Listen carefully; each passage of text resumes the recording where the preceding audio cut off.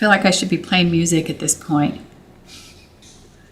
When we first start a live stream, maybe we should play some like Hillsong or Third Day. How about, what's another one? I'll tell you who my favorite was, Jars of Clay, and it doesn't surprise me that I like Jars of Clay considering that they're the ones who ended up deconstructing, or at least their lead singer did, right? I think it certainly got canceled. I don't think they're doing much these days. Nicole Nordeman, what were some of your favorites? People coming in from the deconstructing evangelicalism. I know you have some favorites. I know you do. Hello, everyone. Happy Tuesday. Hope things are going well. The world is heavy. Times like this, we need each other. Appreciate you being here. Our lives are very quiet. Thank you. Besides, I like the way you've phonetically spelled it. Oh, Megan, which one was that? About no longer being a Christian? Did that one get you? I've cried a lot. Now there's nothing left to mourn. That's the title of my latest writing about just leaving it all. Megan, I feel that. You got a lot of church hurt, I'm assuming. A lot of church hurt. So many of us can resonate with that, especially when you try really hard. You try really hard to be the good Christian. You try to fit in. You try to do it all right. You try to think that you're the problem. You're doing something wrong. Maybe if you try a little bit harder, the voices inside your head, the questions that you have will be silenced. Something that's telling you that this isn't right, something's off, that it's all, you're still the problem. You're still the problem. Thank you. Is that L, like in 11 from Stranger Things? Is that L? If you know, you know, right? If you know, you know. I appreciate that comment, though. I appreciate it. So much religious trauma, LGBTQ+, have deconstructed for years, but I'm done. You know, I really feel that. And I also, there's part of me that, you know, I'm deep into my second decade of deconstructing, and I don't think I'll ever be done. I think that some of that comes from my age. Being a boomer, I think that a lot of my deconstructing is also understanding how much the color of my skin has impacted my lived experience, how I view the world, how I had to unpack all of that to let it go, to see things how they really were, versus how they are. And instead of, you know, a lot of times, especially in Christianity, they teach you how to be the loudest voices in the room, as if you have the right to expect that. So, yeah. Thank you, woman. That's funny to say that. Thank you, woman. So, because even that, you know, saying it that way, how many feel that triggering? Hi, Miranda. I read your voice. I'm sorry, I read your message on the other platform from many weeks ago. I'm so sorry, friend. I hope you saw it. But a lot of times woman would be the way that you would receive correction. If someone called you woman instead of your name, you were being reminded of your place in that patriarchal structure. Joyce Meyer actually had a teaching about it when she had her conferences. She said she always knew she was in trouble with her husband Dave, even though, you know, she made a big deal to talk about like she was the face, she was the brand of Joyce Meyer Ministry, but he certainly was involved. But she always said she knew when she had gone too far when he said, "Listen, woman."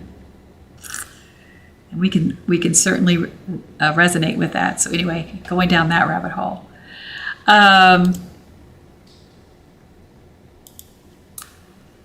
So at the beginning of this, I was talking about music, and I mentioned some of the Christian contemporary bands or groups. Like some of my favorites were Newsboys, Hillsong. What were some of yours?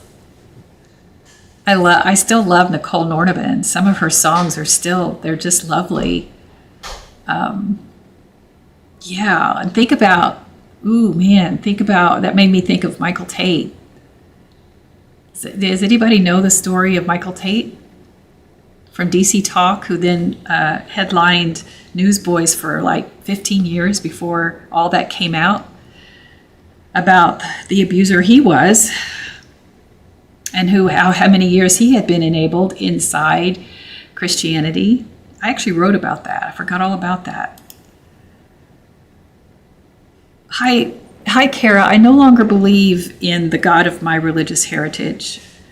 I will be constantly forever seeking some kind of divine understanding, but I've released the need to try to understand who or what God is other than just seeking divine understanding. That's about as close as I can to try to equate anything besides just continuing to heal from the teachings of a masculinized, anthropomorphic, patriarchal God sitting up there with this beautiful flowing silver hair, zapping my favorite parking space or letting my sports team win.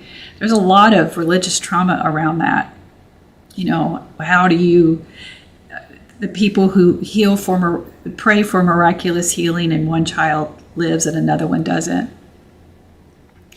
And so that just being able to release the need, and there is a massive transformation that happens when you can do that. But so many of us have a death grip on it, and we tend to want to hold on to that proverbial Santa Claus. And I'm not minimizing spirituality or your beliefs by calling it that. For so many of us, I think we can find that poignant moment when we remember all of a sudden not believing in some of the stuff that from our childhood, whether it was something as, I guess, safe or harmless as Santa Claus versus some foundational thing where we found out our world wasn't as safe as what we thought they are. Losing that religion has that kind of earth-shattering, profound impact on your life. So then when oftentimes you'll hold a death grip onto certain things, whether it's like, well, the Bible has to be true. Well, God has to be real. Everything that's written about Jesus has to be real. Please tell me that something about my life is real, that I haven't been living a lie. And if you trust the deconstructing process, you can get to the place where you understand that maybe it wasn't all for naught. We can't go back and change the experience that we had, but how can it inform who we are now? How can it impact? How does it change us? How we no longer take things at face value, hopefully. How we maybe no longer need to have these proverbial heroes in the sky, or to understand the world so black and white when it isn't. Nothing about our lived experience is black and white. Yes, besides REM Losing My Religion, the crazy thing about that song too is how much evangelical Christianity pushed back on it when it came out. Yeah, Poet Miranda, I didn't see your comment. Evangelicals are more upset about Tate being gay than about him being abusive. Yeah. I saw some videos this morning, and I'm not going to say the name because I understand that some some accounts here don't like it, or some algorithms don't like it, but the JAE files are the same way. The same way. We're going to see a day of reckoning with Christianity with that. I think that's coming.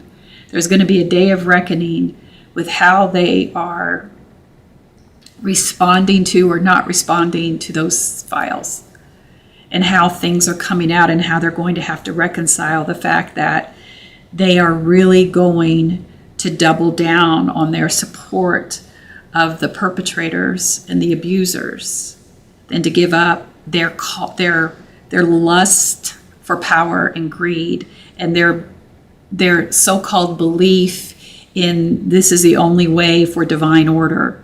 And I say so-called because I'm convinced that the only people who actually believe in this divine order that says that chaos must ensue in the earth for Jesus to return is the ones who are being spoon-fed from the pulpit. Nobody at the pulpit believes it.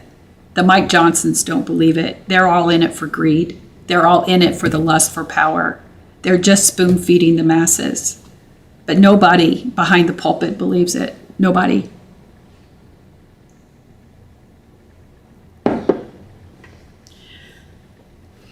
I have a couple of questions that we got ahead of time, and that I'm going to go ahead and answer if there aren't any other questions or comments that come up. Yorkie says most of the world's problems are directly resulting from religion. I just recorded a video on this because somebody posted that's the difference, commented that's the difference between spirituality and religion on my video where I talked about leaving Christianity.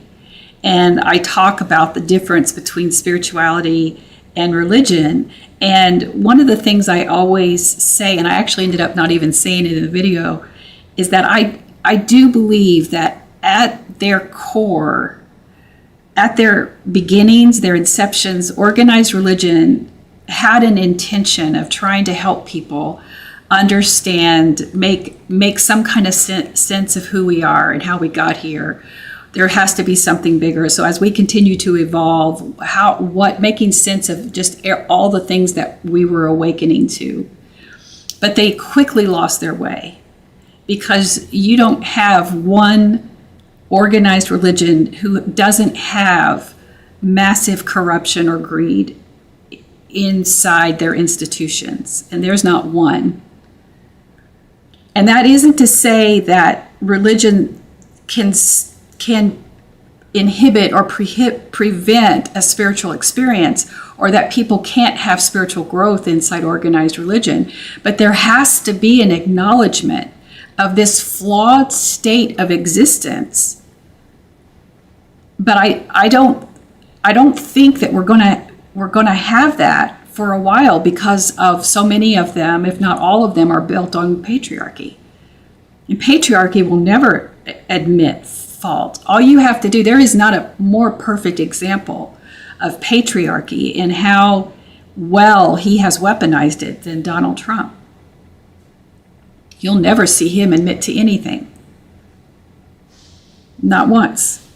He doesn't, even with the Obama video that he did last week, he said it's not my mistake, and it is his mistake. You know he posted that, and that's the most sinister thing about patriarchy. Somebody will always take the fall, but the leader. Whatever says, I learned a long time ago that religion was created as a way of mass control, and it has worked. I agree. Rebelong. Even as a child, I intuitively felt that organized religion was a form of social control. Yep. Kara, is it Kara? It is, isn't it? I'm going through, I need to get my prescription updated. I'm going through a lot of deconstruction, and my heart is completely brokenhearted. I get it. Kara. I've shared a couple of times when I first started. I left church, and then I was in what my church called the School of Ministry, because at the time that I felt called, and I still believe you can have a passion and a calling that's not that's not necessarily related to just being Christian-centric. I've written about that too. I've got so many teachings out there, y'all. That I wanted to go into ministry. And guess what I did? The dutiful little Christian, I went to go talk to my pastor, who told me I did not need to go to school. Imagine that. And guess what I did? I listened. Even though I was really disappointed, because I was looking forward as a woman in her 40s, looking forward to like a second life, if you will, of doing something that really meant some meaningful to me, with something that had been a part of my life since I was a little girl. And instead, he said I just needed to go to their ministry school.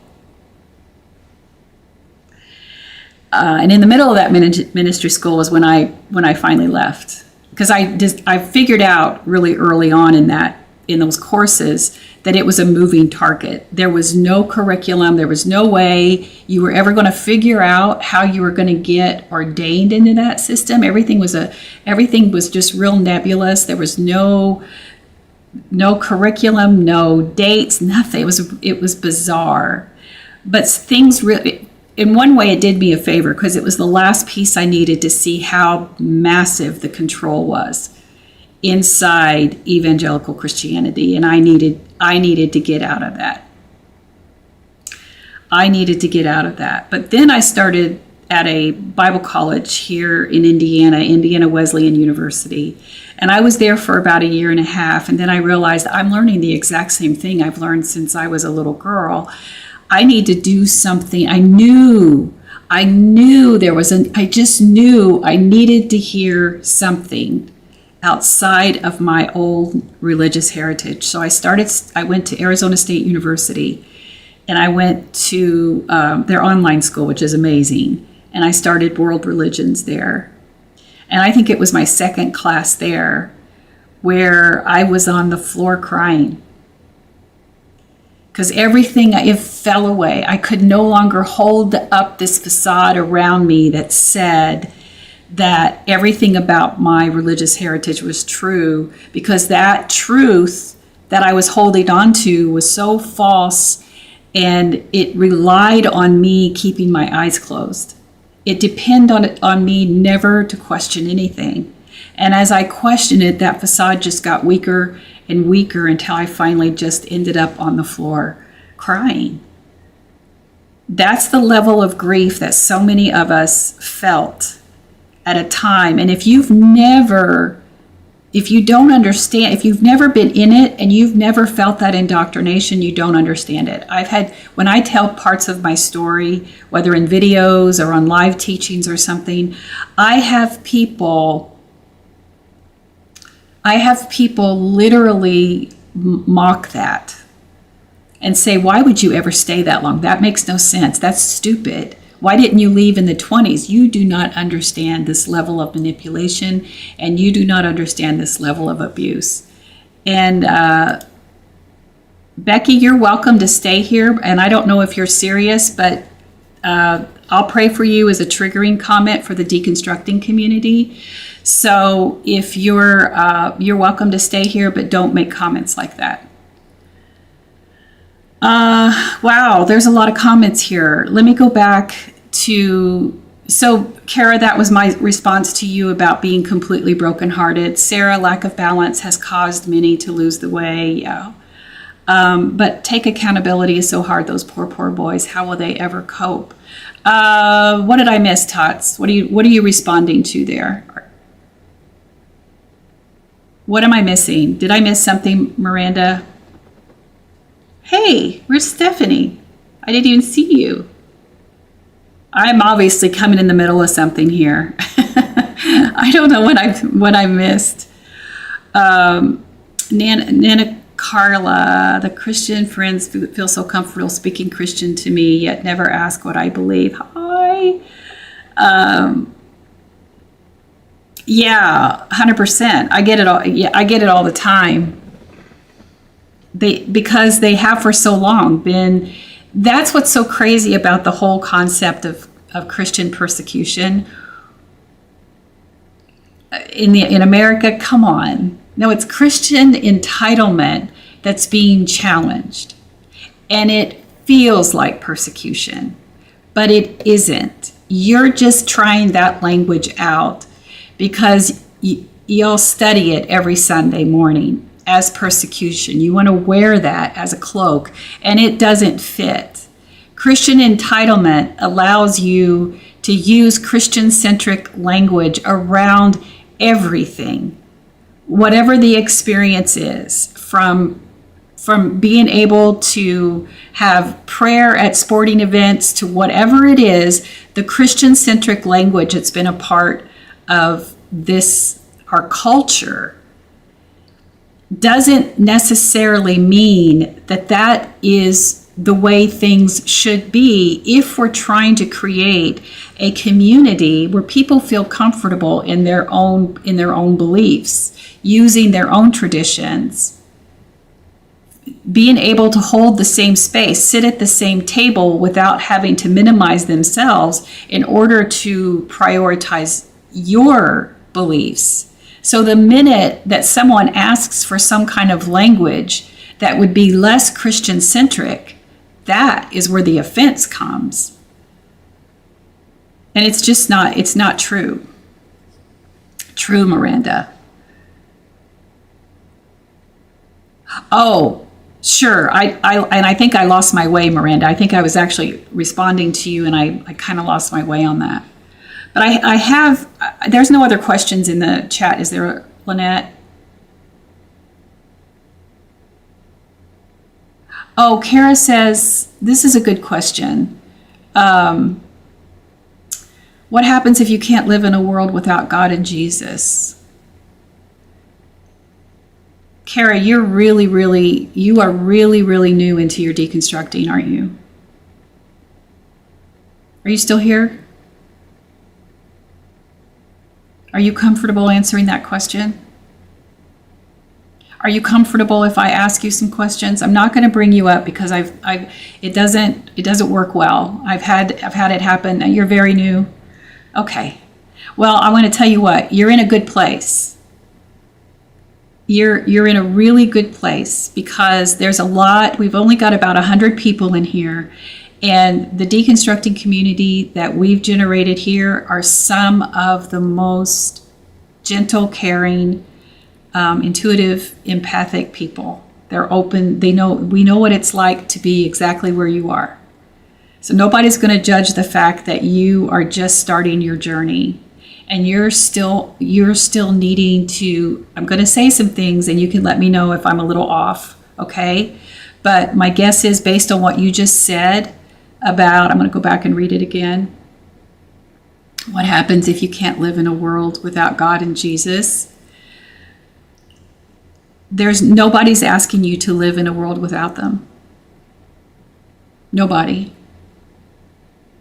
There's no guidebook that's going to tell you how you're going to deconstruct. Everybody's journey is different and everybody's landing place is different. Even if you had told me that I was going to leave church, I wouldn't have believed you. If you had told me that I was going to be a minister, an interspiritual minister, and not a Christian minister, I wouldn't have believed you. If you had told me that one day I would absolutely walk away from my religious heritage, I dedicated my book, Deconstructing, to my Southern Baptist grandmother. I wouldn't have believed you. But what you will most likely discover if you trust that you just taking that step to start asking questions, because that's a big question. And you're not going, I will tell you what I can tell you with 100% surety, you're today not ready to answer that question. And you may never be. And oftentimes what happens is you find an awareness, a gentleness that comes in an inner knowing that doesn't necessarily answer the question, but gives you permission just to release it from the power it has over you. I hope that makes sense, because right now, this is a really big space, because remember what I just told you when I finally started studying world religions outside of my religious tradition, because that's what I was getting at Indiana Wesleyan University, where we were using the King James Bible, and I'm like, I've lived this. I know all this. I'm not afraid to ask some big questions around people who don't know my tradition, and that's where I finally was able to start really deconstructing, and it was scary, because it all started falling around, and I panicked. I absolutely panicked. And I want to tell you that it is not uncommon for people to say, I'm not going to do this. I'm not going to do this. I'm going to go back, and I'm going to fake it in the pews because this is too scary. But Kara, that's what I want you to know today. If you can just trust the process, trust the journey, because I think the one thing that organized religion does for us, and especially high-powered, high-control Christianity, we give away our spirituality. We give it up because compliance and obedience and submission become the highest priority, not your well-being. So if you can stay here long enough to see what this journey is going to bring forth for you, because it's not about where you land, it's about the journey. It is absolutely about the journey. And some people end up going back into a church community. I never evangelize about leaving church, ever. You will never hear me evangelize to say you need to leave and stay unchurched. The only time I would say that to somebody is if you're in an extremely abusive, harmful, unsafe situation at a church that has known abusers in it. Absolutely get out of there. My goodness, I can't stay up with the comments. Kara, I understand. I see your comment. You're going to keep going. Just keep going. Just keep going. If you haven't found me over on Substack yet, go over there. We're going to be doing a book study group over there soon. I promise. Promise we're getting ready to do it. Hey, Holly. I recognize your name. Rebecca, I just have a video I'm drafting right now about spirituality and religion are two different things. Someone made a comment about that on my video, and I'm going to make a video about it. So I've got it queued up, ready to post. Oh, CO, what you said, love it. Many of us are closer to a higher power after deconstruction from religion. See our spiritual selves. Yeah. Yeah. As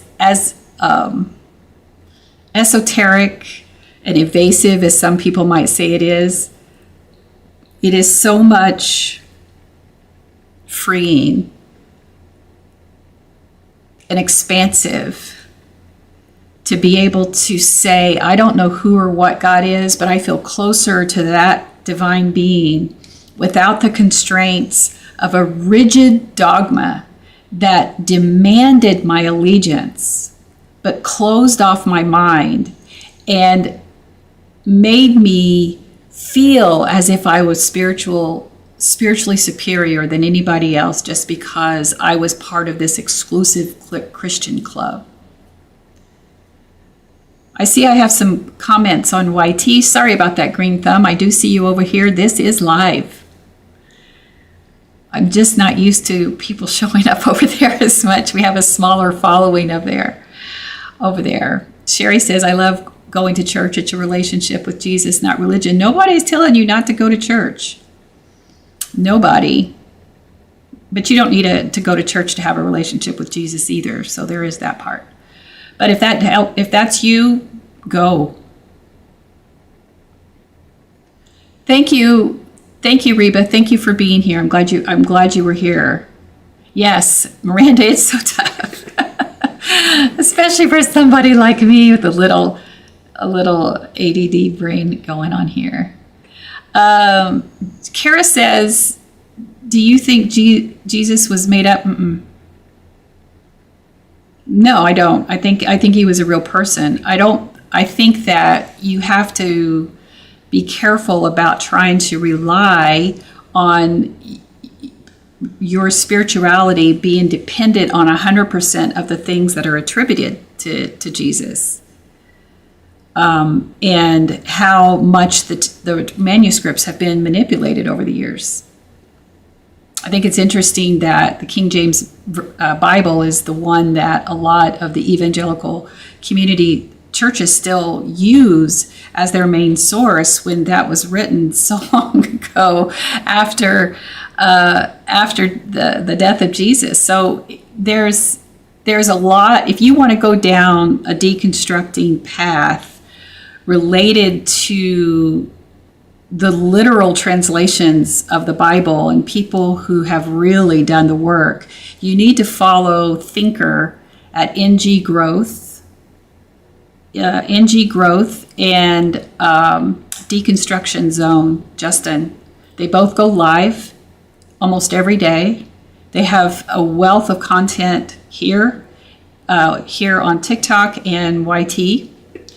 They will take you to church. Do I believe in gay marriage? Sherry, yes. Oh, good. I'm glad you're done, Sherry, if that's going to do it. What? Did I miss something? Oh, y'all, Sherry's leaving us because I believe in gay marriage. First of all, that kind of I can try. Let me see. Let me go look at their usernames. That's a more important conversation, isn't it? That's by taking away any individual. Let's see. If I can type. Deconstruction. There he is.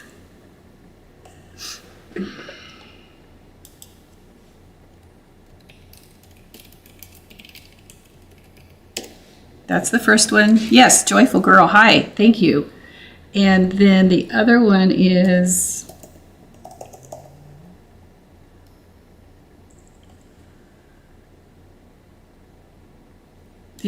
she goes by Thinker, but her username is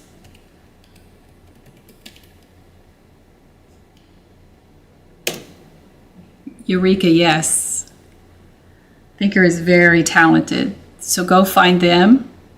I just put them into the comments. Lynette will grab them too.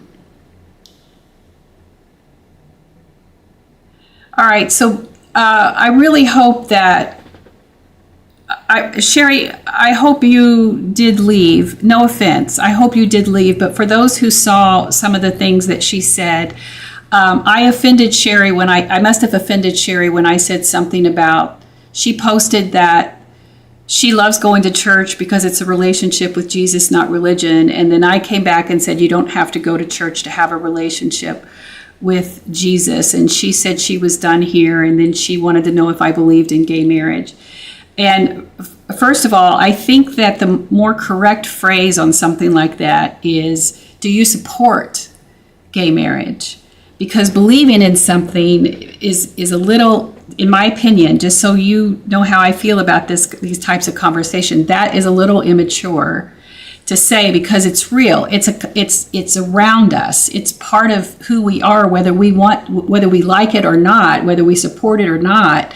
There are people who do it. I have officiated same-sex marriage. I'll be happy to do it. I'd be honored to do it again and again. I always said that I wouldn't feel like as if I was a minister until I had officiated a gay marriage, a same-sex marriage, and I did, and they were beautiful. And one of them, they asked that I not name God in the ceremony because of the harm that they had, the religious trauma they carried. And you talk about that existence between the spectrum between religion and spirituality, and still being able to bring in divine love into a ceremony that had nothing to do with beliefs of religion. So the fact that we are still in 2026 having this conversation around whether or not you can build community or sit here and have respectful conversations with people because I support gay marriage and believe that it is a fundamental human right that has nothing to do with spirituality, but everything to do with weaponization of beliefs and talking about contorting scripture to fit your narrative. There's nothing more toxic than the indoctrination of a Christianity that teaches people to hate other people and judge them because of who they want to have as their life partner, having the same legal rights that other people do, and understanding that it has nothing to do with your ability to get to your heaven or not. And these are the same people who elevate someone like Kim Davis, the person from Kentucky the clerk who refused to sign the certificate for the men who were going in. That was their constitutional right to go in and get married. She refused it. They still hail her as a hero, enough that 10 years later they put her in front of the Supreme Court.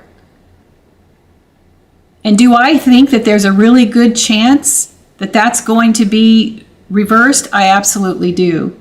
Because of everything else that's happening, thanks to good old Mitch McConnell, who's basically on life support right now, but he's still wielding so much hatred and bigotry, who guaranteed back in the 80s that he would deliver the judicial system, which is exactly what he has done. We have a corrupt Supreme Court who will more than likely do extreme radical Christians' bidding and reverse the decision.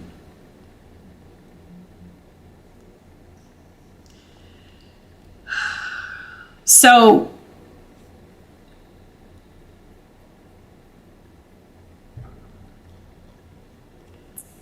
I think the saddest thing is that, you have people who come in here like Sherry, who immediately wants to just think about how ridiculous that exchange is. She says, I love going to church because it's about having a relationship with Jesus. I say you don't have to go to church to have a relationship with Jesus. She immediately flops back with, do you believe in gay marriage? And then she's out.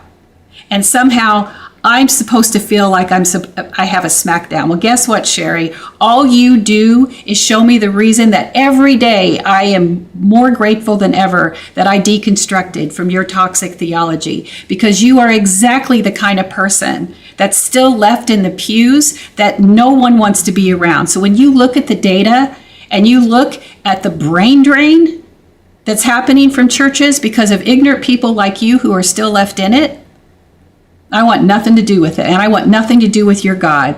I will take chances out here building community around like-minded, like-hearted people than being around people like you that are continually proving that your spiritual superiority is one of the most toxic things to exist in our country.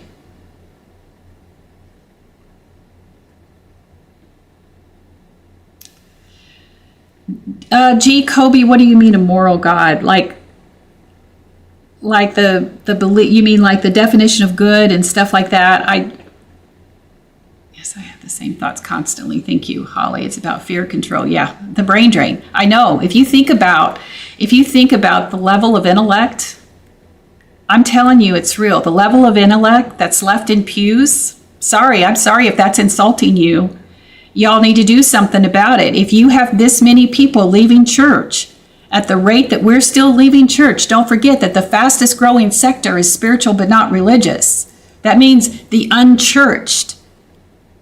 You are sitting around people who are uninformed, uneducated, haven't opened an authentic history book,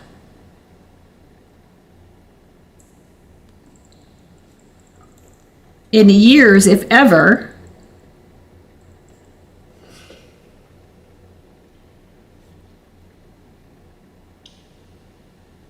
Nope, I'm not a liberal. Slab Studio says, I deconstructed 40 years ago. I'm so glad people can be open about it now. Yeah, that's a good point, because I think that there's a lot of, think about how long John Shelby Spong, who was really one of the reasons that I was reading his books covertly, even though I continued to deconstruct past him because he stayed churched. Rachel Held Evans stayed churched. What's her name? I can see her just as plain as day, and I can't think of her name.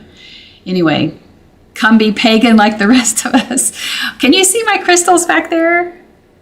I don't know. I'm sorry, I don't know how to say your name. Keneo?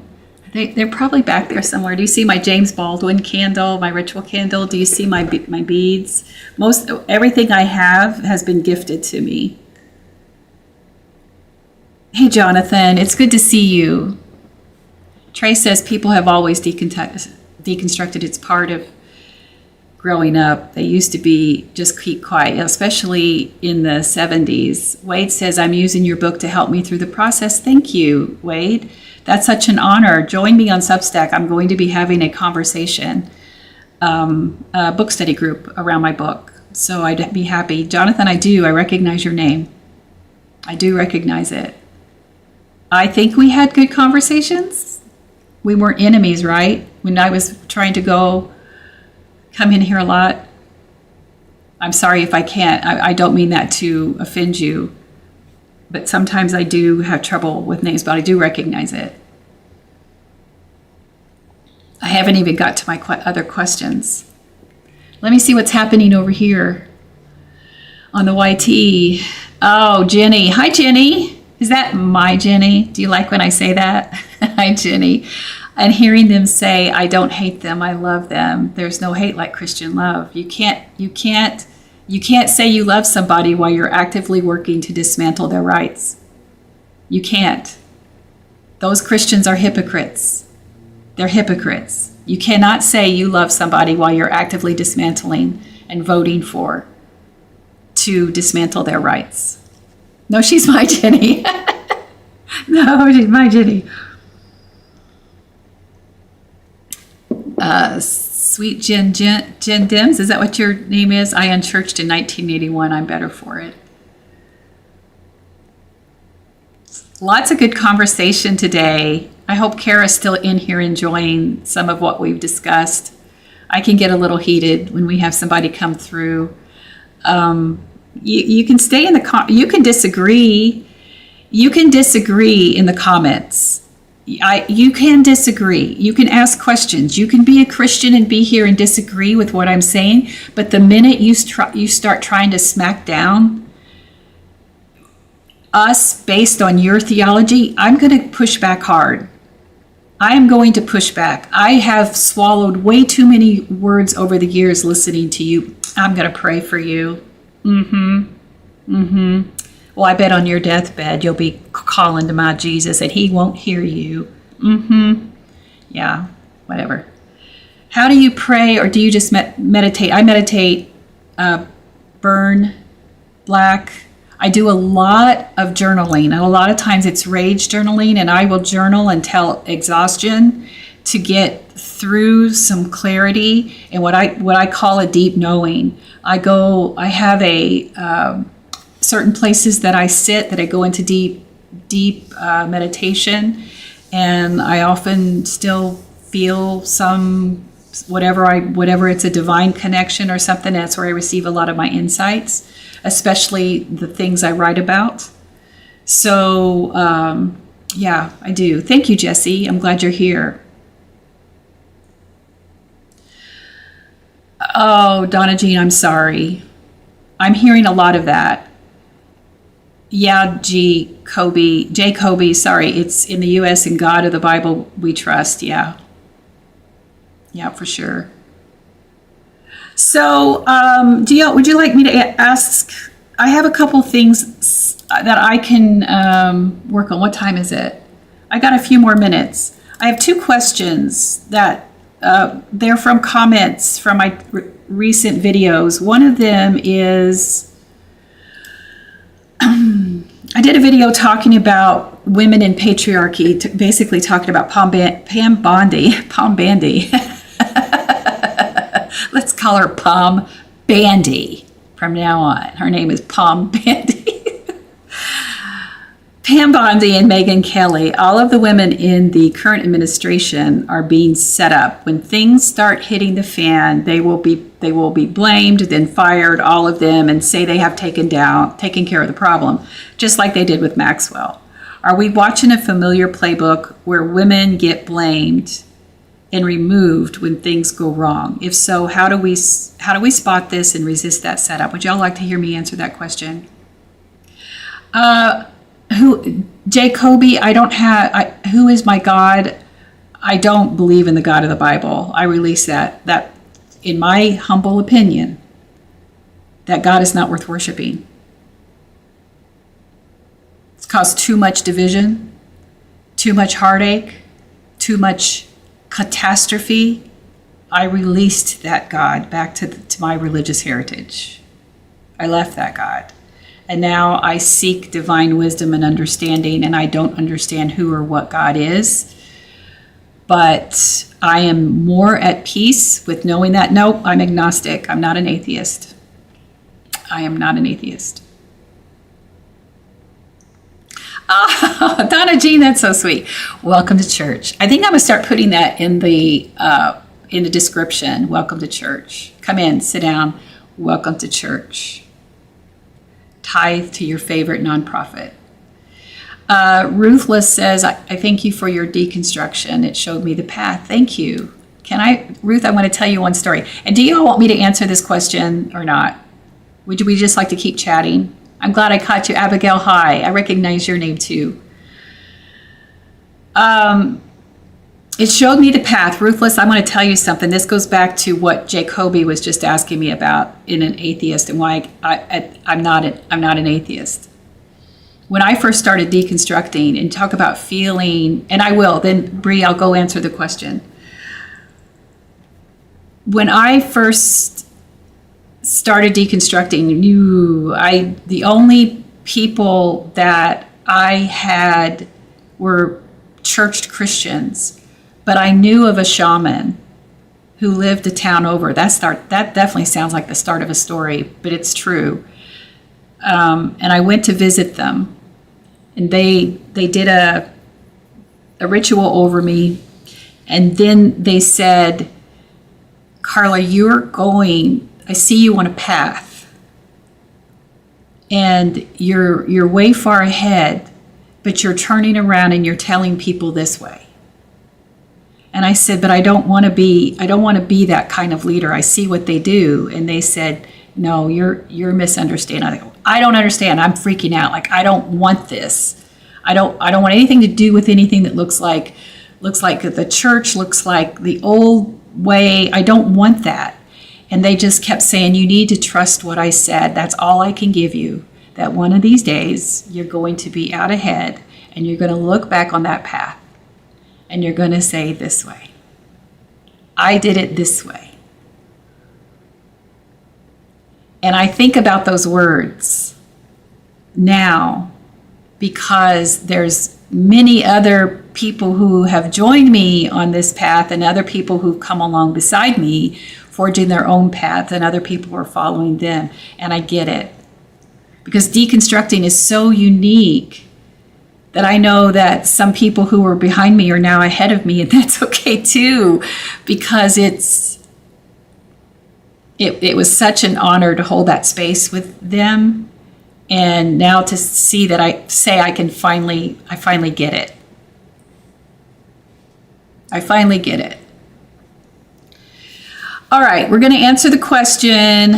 Oh, I'm sorry that Jacoby had to get blocked. Have a great day. Gotta go. Love you. Love you, Miranda. We'll talk soon. We'll talk soon. All right, I'm going to answer this question. So the question was, so basically the premise of this question is that this person is commenting on that video that I did on Pam Bondi and Megyn Kelly and talking about how patriarchy uses women, but also how women benefit this if they're going to carry water for the patriarchy. And you certainly see that with Pam Bondi. She is such a toxic, dangerous woman. So I wanted to explain what that was. And they're saying they're eventually going to get blamed. Yeah, you see it. You see it with how quickly they turned on Marjorie Taylor Greene. You see how they've kind of turned on Kristi Noem and certainly on Tulsi Gabbard. Like she was pushed off to the side for a while until she could get back in to their favor.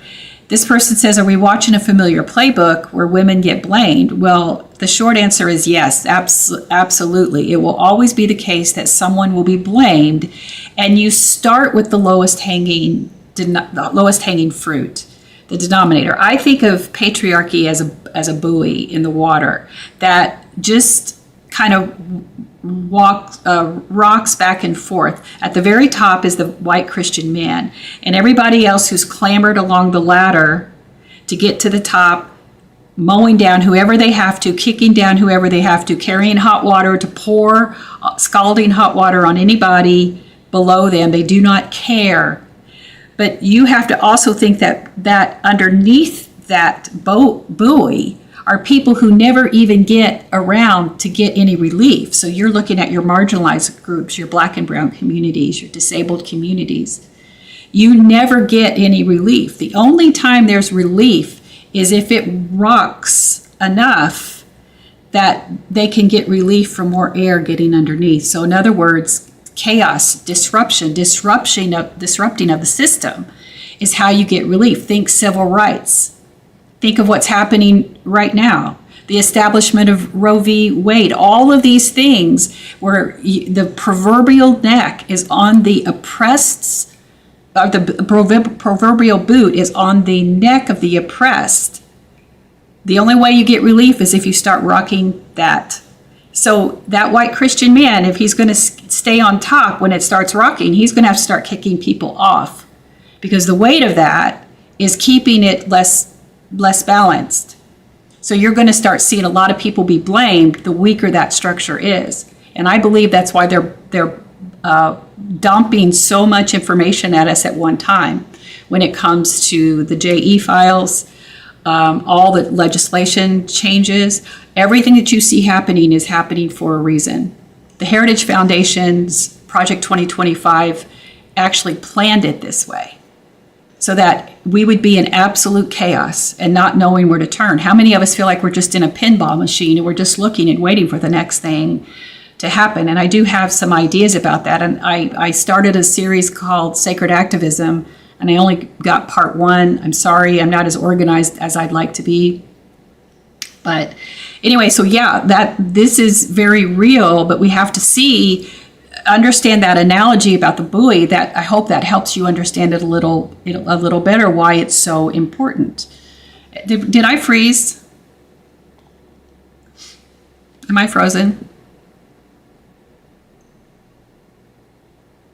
I think, okay, good, thank you. All right, so women who aren't compliant will eventually be blamed. No one will ever be safe. The leader will never admit defeat or fault. Think of Donald Trump. So the other part of this is a little uncomfortable, but this will continue to happen repeatedly in history. This will continue to happen until we dismantle and deconstruct patriarchy. Our system has built in a strong patriarchal structure. Since the 60s, it's been reinforced to protect the white Christian man at the power. That's why I cringe. I'm not naming any names right now, but I really, really hope that we can do this. Hold on, I got to tell them I'm still here. That we can do this without a white Christian man candidate. I really, really hope that we can move beyond that, because one of the things that we as a society tend to do is look to them as our hero. There's something that's been cued in us that's almost like inherent DNA response to look at that person in a heroic way that lets us take the gas off the pedal, and we become a little complacent about the actual things that need to change in our structure to ensure that this never happens again. That we actually start to build a foundation that is more egalitarian than hierarchical classists, which is what we have right now. Because that system will only always ever protect the white Christian men and make it harder and harder for there to be any true equity and solid, strong, permanent human rights. So that system must be dismantled. It's why Reconstruction failed after the Civil War. There were way too many compromises because you had a lot of white Christian men in the room talking to white Christian men from the South, and they actually felt sorry for them. I mean, I'm making this History 101 Cliff Notes here, but this is really what happened. They were given way too many concessions to the point where you go up 50, 75, 100 years, all of a sudden the Civil War is romanticized. We see it in movies. We see the myth of the American cowboy. All of that has been romanticized, and none of it is true. Thank you, Rebecca. I appreciate that. So that's why I say, with all due respect, we don't need another white Christian man. That's probably what we're going to end up with. But we're going to have to, as a society, like Abigail says, to break free from these chains, we're going to have to not become complacent just because we're looking for that hero that's going to come in and save us. We, the people, must demand that this structure change. So we can take great pleasure in the fact that Pam Bondi might be harmed or might be sacrificed based on this structure. But in the end, the entire structure hurts everybody, because you have to think again of the people that are trying to get relief underneath the buoy, who are always drowning. And that's our system. That's how I see it. I literally see it. It drives me nuts when I get, yes, Danny, I think that's your name. Yes. No Abrahamic religion interference. Thank you. We are the ones who will save us. That should be our t-shirt. Oh, Andrew Stanley. That's true. Andrew Stanley, you're not related to the Andy Stanley, are you? Oh, heart palpitations. Your question's really good. Could someone like James Tallarico bridge the gap until we get to a point we can tear it down? Thank you, Andrew. I'm glad you know who I'm talking about. That man triggers me. Just let me get started. I'll get down a rabbit hole. Tallarico was raised by a single mom. I have great respect for Tallarico. I do. And I do believe that he is a voice against Christian nationalism. He has strong Christian values. Again, I don't have any issues with Christian leadership, but we have to break the mold. We have to be able to break the mold. Can he herald in? I don't know how far he can go into some of the rights. People are being really, really quiet right now about the rights of trans people. The rights of LGBTQIA+. I mean, how far they're going to take it. I saw a really, really compelling video yesterday from somebody talking about how they want answers to the JE files. And then their next video was one of the most transphobic videos I've ever seen. So in other words, this tension between what's collapsing inside in our structure versus the rise of human rights, the answer to human rights, can a James Tallarico be the right person to hold that tension? I don't think so. I don't think so. So I don't think he can win it because of those who will see that. I even think Pete Buttigieg taking his pronouns out has probably done more harm than good as well. And then there's the whole blue and white flag country that we won't get down that rabbit hole. Okay, I think I've answered that question as far as we need, but I'm saying massive change. And I'm not saying collapse the system if it can be done from within, but right now there are times where, especially with how often I've been so frustrated with the Democratic congressman and how much more could be done. I'm less hopeful. I'll tell you, I'm not relying on midterms like most people are. I will not say that this is all that the midterms are going to save us. I'm still not convinced we're going to have them. Over on YT, no savior, no problem. We all save ourselves. Fearlessly Phoenix, thank you so much. That's true. Income equality, green thumb, 100%. Income equality is absolutely killing us. I saw some statistics the other day that I'm not knowledgeable enough to speak about the finances part of that, but the way the wealth disparity for people in their late 20s and early 30s versus boomers is frightening. It's absolutely frightening. I don't know how people are making it right now. I really, really don't. So I have one other question here, and I'll read it to you, and you can tell me if you feel like this is something you want to know. When a church or community insists that forgiveness is the only acceptable response to abuse, and I believe this is related to the JE files, offering redemption for perpetrators but refusing accountability, how can survivors protect their safety and dignity, ask for real accountability, and refuse pressure to forgive before justice is done? So I think I did a video where I was talking about how we have been conditioned inside the evangelical church. Many of us were conditioned to believe that forgiveness was always about restoration of relationship, but it was also about the obedient. Those in the church pews never had the right to expect accountability from our church leaders. It was not ours to ask for. Yes, Danny, I hope I'm saying your name right. Forgiveness only helps the perpetrators. Yes, especially the way we were taught. So what I said here about this is it's impossible in the current church structure.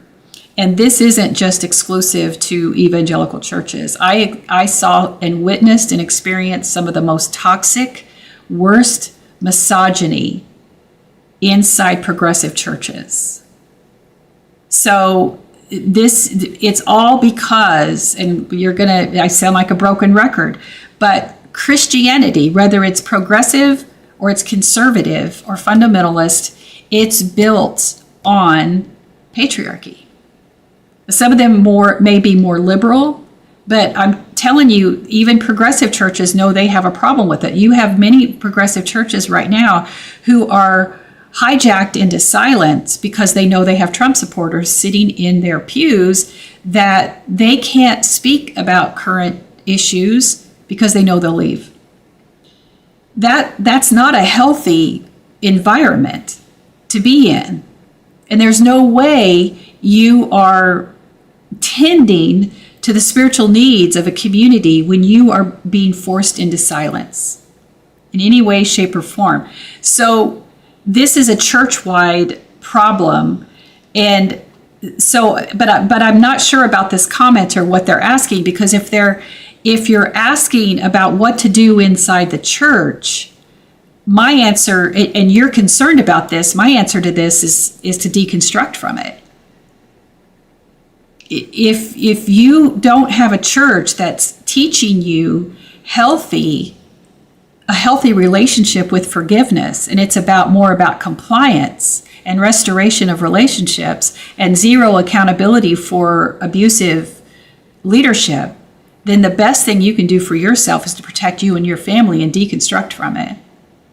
And either start a deconstructing journey and or find a different spiritual community. But I said, if you are really wanting to work from the change from within, then finding out about the teachings of forgiveness and how, deconstruct from that. How has that impacted you? How has that impacted your life? We know, like I said, it's about restoration of relationships, but is it? Is that really what forgiveness is about? That may not be in your best interest. Forgiveness is about releasing the need to hold that wound open. What is it that you can release that no longer serves your highest good when what happened no matter how horrific it was, how hurtful it was, how abusive? What is it that you need to heal to move forward? And I won't be so callous to say, well, it's just a lesson that you have to learn. No, sometimes we're talking years of counseling, years of trauma support, maybe something you never get through. But what do you need to be able to mend the wounds as best as possible so that you can live a life independent of that experience, so it doesn't hijack your entire lived experience? So what do you need to do to heal and move beyond it? Because if it's still about unresolved issues that's related to the offense, the abuse, or the strong emotions related to the offender or the perpetrator, then they have access to you still. They have control over you. They have power over you. And they may not care that they do, but oftentimes they absolutely still do. And they are in your life in a way that is not helpful and most often very, very dangerous. So the most important thing about this question is our relationship with forgiveness. And if we need to deconstruct from the crap that we were told, thank you, Bree, let me use spiritual language here, the crap that you were taught about forgiveness, that's the first place you start. Deconstructing from that is the most important thing. Then if you're wanting to hold your spiritual leaders accountable, well, if you're in a high control, conservative, evangelical church, good luck with that. But you could try by asking, how are complaints handled in the church? They should be transparent. These are things where your church should be transparent, but oftentimes they are not. But how are complaints handled? How has abuse been addressed in the past? You don't have to know names, but know your state's statutes related to mandated reporting, because most states have something on the books that say that pastors are mandated reporters. Do you know how often they're not? They don't. In deference to the power, to church authority, they prioritize that, and they have a system in place. And don't think just because your church boasts of being a non-denominational church that you're safe from that. Because you might think, oh, that's just the Southern Baptists. They had that big database that they released in 2022 that showed hundreds of names of abusers. Well, I can assure you that non-denominational Christian churches have networks. And those are even more dangerous and covert and able to hide abusive situations and abusers and move them more effectively than even the Catholic Church does. We shouldn't assume that they're still not doing it. Danny says, yeah, the JWs are, being sued worldwide, yeah. A lot of them are. So the other thing that you want to ask is how are church leaders vetted? How are they trained in spotting abuse? How are volunteers vetted? You can't believe what I know and discovered about volunteers in churches. Where did your pastor come from? It's not enough just that he was the nephew or even the son. Where did he come from? What's his story? How are they vetted? These are things that church congregations take for granted when right inside their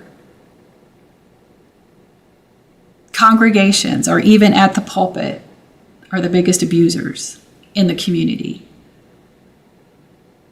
So, I took this as I'm going to all the time. I'm going to go deep into these questions. So if you're talking about your relationship with forgiveness, you may have to deconstruct, because you may not get healthy answers inside your church community, nor you may not get answers when it comes to accountability.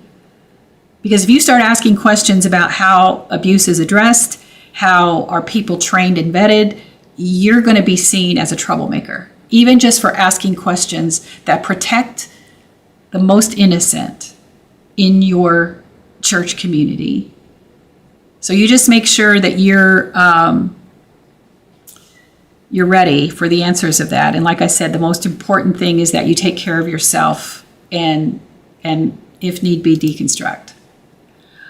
I want to talk a minute before we get ready to go on, we're underreacting.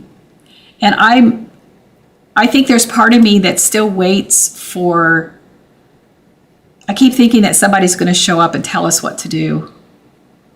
And I'm going to be honest, I find myself often as paralyzed as the next person. And I'm trying to figure out we just need a plan. And the closest thing I can come to is the Montgomery bus strike. And I alluded to that in my first video, and I really do hope to get video 2 recorded. I recorded it once. I didn't like it, so I'm going to re-record it. I really overthink these things. But we've got to get busy if we're going to survive fascism.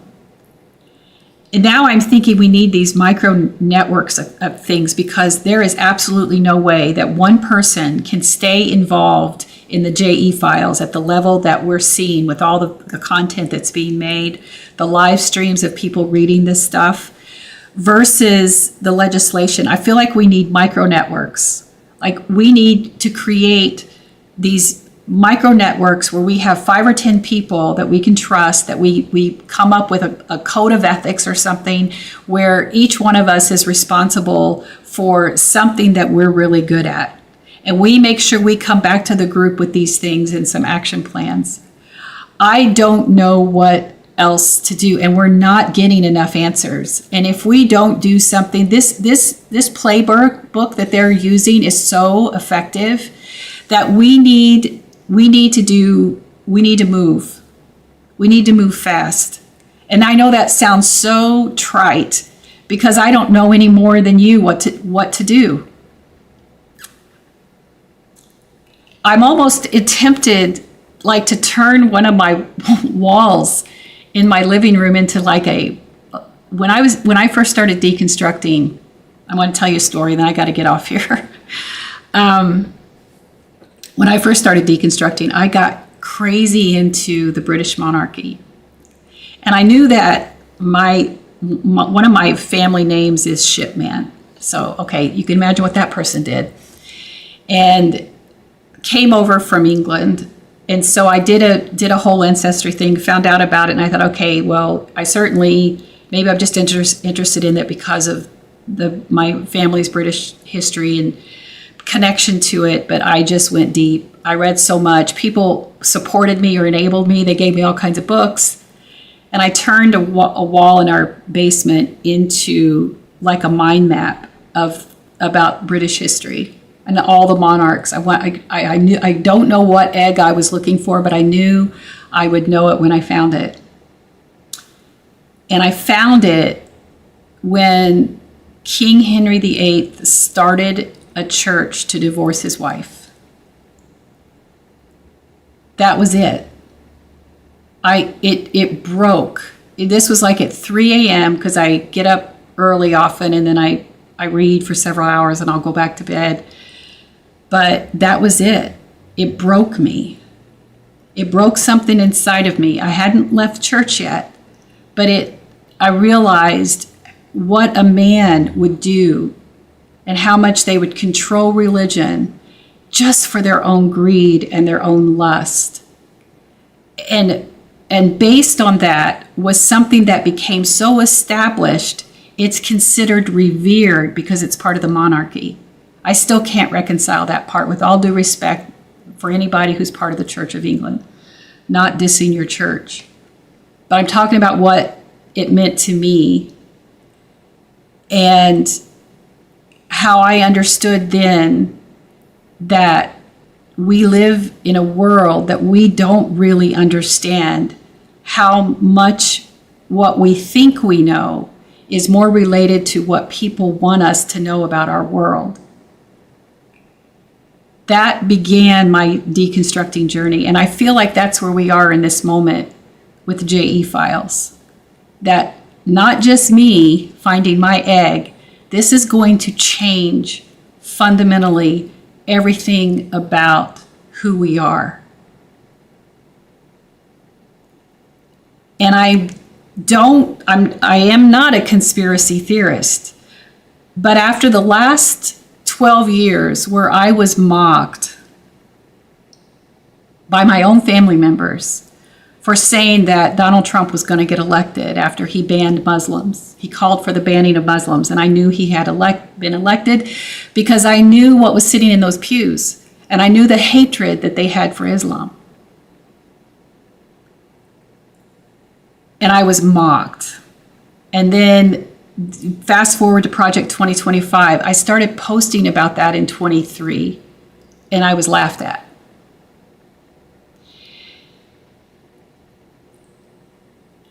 Now, Trump is the segue for what's coming. And I believe that they're barreling through all of this, knowing that we can't keep up, so that the billionaire oligarchies that are coming in to create even more chaos behind it will look like the solution when it's the nightmare. And so, but they know we have a window here.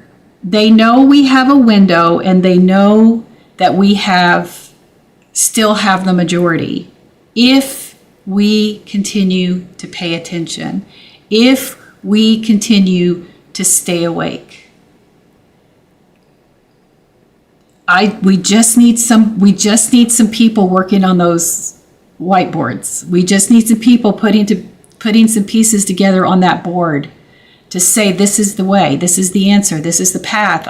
I don't know. I'm just one person. And I'm saying we have to move. What's March 7th? I didn't see. And it's more than one day. It's a Montgomery bus boycott, 384 days. It's got to be something that is strategic, that thinks about all the people who might fall through the gaps if it's going to be some kind of boycott, and where we say we have to stop everything, stop consuming, stop participating, stop giving them our time, our resources, whatever it is we have to do it. Yes, Erica, exactly. The next iteration of leadership. That's who I fear. Yes, Donna Jean, have you heard of the resist and unsubscribe? I cannot put the URL here, but it's resist and unsubscribe. Look up Scott Galloway. Look up Pivot Podcast with him and Kara Swisher, and look up Scott Galloway. It's resist and unsubscribe. It's an actual website.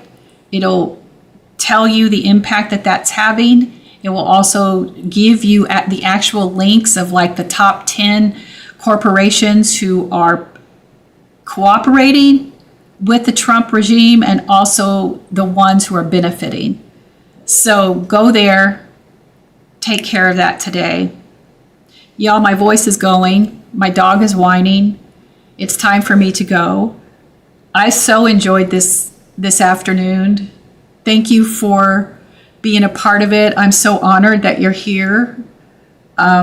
Church is over. Don't forget to stop at Holy Grounds Coffee Shop on your way out. And don't forget to tip your volunteers who made your coffee.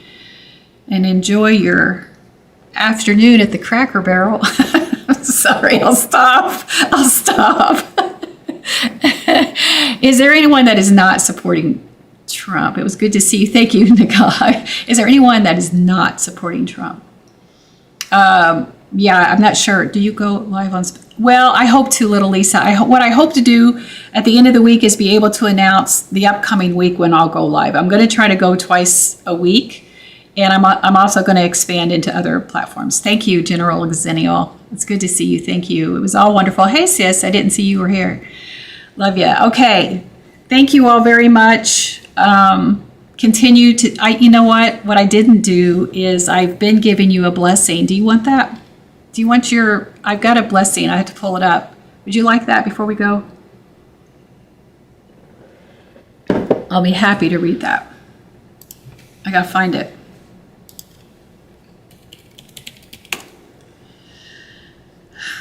There it is. Look at that. Did you say yes? Okay. Oh, all right.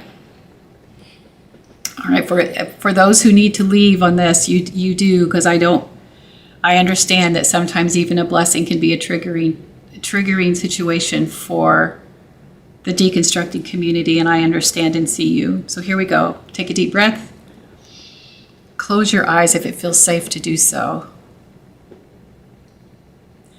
May your deconstructing journey help you heal from Christian patriarchy.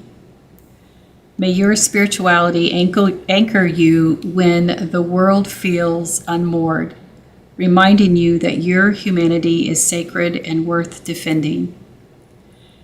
May you be protected from systems that seek to silence, shame, or erase you, and may your spirit learn to recognize danger without being consumed by fear.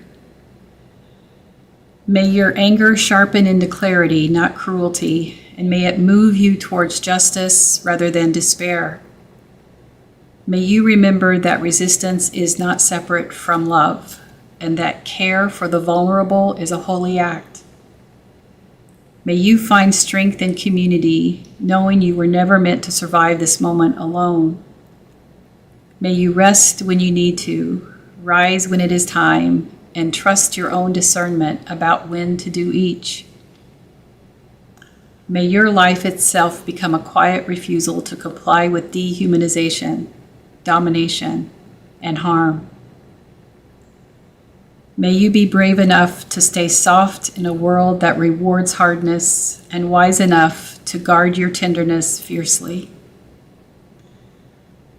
May you know that choosing goodness in dark times is an act of sacred defiance. And may you reclaim your spirituality and define it in ways that is sacred to you and that honors your life's journey. May you invite only those into your inner circle who love you so unconditionally that they celebrate without limit and that they guard your heart. May you turn back to your life as a better version of yourself, walking fully in your authenticity. I believe that for you. Now go be who you are.